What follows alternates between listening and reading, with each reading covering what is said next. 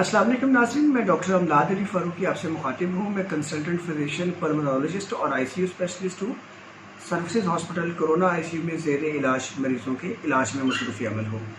आज मैं इस वीडियो के अंदर जो मालूमात आपको फराहम करूँगा वो ये है कि कोरोना बीमारी के इलाज के दौरान किसी भी शख्स की जो पहले से डायबिटिक ना हो उनकी शुगर क्यों ज़्यादा हो जाती है, और जो पहले से डायबिटीज़ के मरीज़ हों और उनकी शुगर लेवल कंट्रोल हो, उनकी शुगर भी अनकंट्रोल होकर ज़्यादा क्यों हो जाती है। इसी वीडियो के अंदर फिर मैं आपको बताऊंगा कि शुगर लेवल को कंट्रोल करने के लिए क्या करना चाहिए, और फिर इसी वीडियो में आपको बताऊंगा कि स्लाइडिंग स्केल टेक्निक क्या है जिसको इस्तेमाल करते हुए आप लोग अपने फैमिली में कोरोना मरीजों के इलाज की शुगर को कैसे कंट्रोल कर सकते हैं। तो आइए बढ़ते हैं वीडियो में अगली तरफ।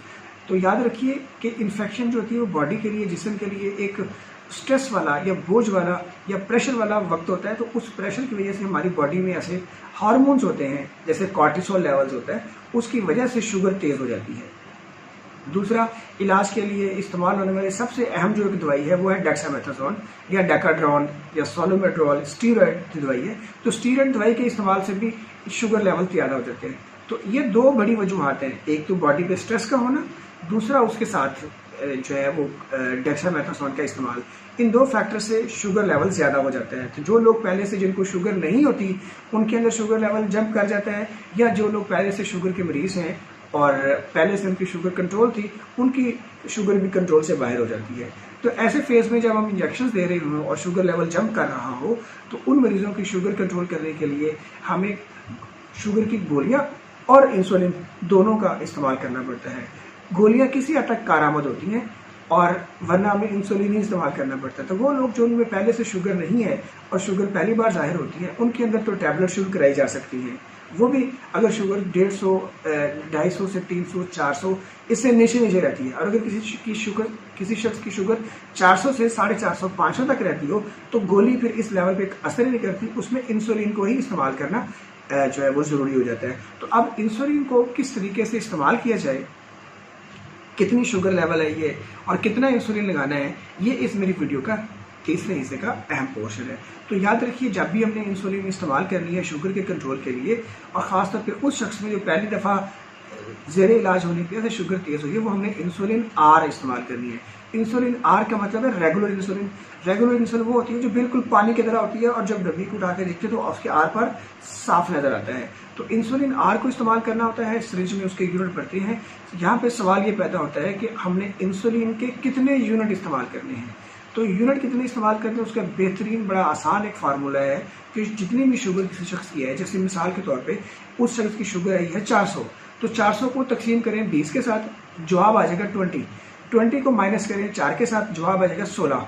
तो उस शख्स को जिसकी शुगर 400 आ रही हो उसको 16 यूनिट इंसुलिन उस मौके पे लगाने चाहिए जिल्द के अंदर। तो इंसुलिन जब जिल्द में लगाते हैं तो उसका असर 1 घंटे के अंदर आना शुरू होता है और फिर 3 से 4 घंटे में उसका असर मुकम्मल हो जाता है। तो किसी भी शख्स की जब हम शुगर चेक करते हैं वो 400 आती है और हमने 16 यूनिट लगा दी है, तो अगली दफ़ा उसकी शुगर घंटे बाद नहीं चेक करनी, वो ज़्यादा ही आएगी।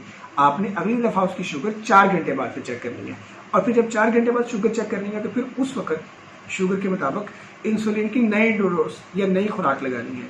तो याद रखिए, शुगर लेवल उसको 20 से तकसीम करें, तकसीम करके -4 करें, जो जवाब आ जाए ये इंसुलिन के यूनिट की तादाद है जिसे हमें इस्तेमाल करना है। कुछ मरीजों में अगर इंसुलिन हम इतने लगाते हैं कि शुगर का जवाब -4 और फिर भी शुगर कंट्रोल नहीं हो रही, तो उसमें फिर -4 वाला पोर्शन जो है ख़त्म कर देते हैं। शुगर का लेवल उसको 20 से डिवाइड करते हैं और जितना जवाब आ जाए उतने यूनिट लगा देते हैं। और जो इंसुलिन आर वाला सिस्टम है इसके तहत सुबह, दोपहर, शाम और रात दिन में 4 दफ़ा इंसुलिन लगाना पड़ता है, या कम से कम 3 दफ़ा जरूर लगाना पड़ता है, जिसके जरिए शुगर जो है ना वो फिर कंट्रोल कर ली जाती है। और शुगर कंट्रोल करने का हमारा जो टारगेट होता है वो ये होता है कि शुगर की वैल्यू 200 के आसपास आ जाए, 10-20 ऊपर 10-20 नीचे, यानी कि 180 से लेके 230 के दरमियान हम टारगेट को अचीव कर लें। ये हो गया हमारा स्लाइडिंग स्केल इंसुलिन का तरीक़ेकार इस्तेमाल।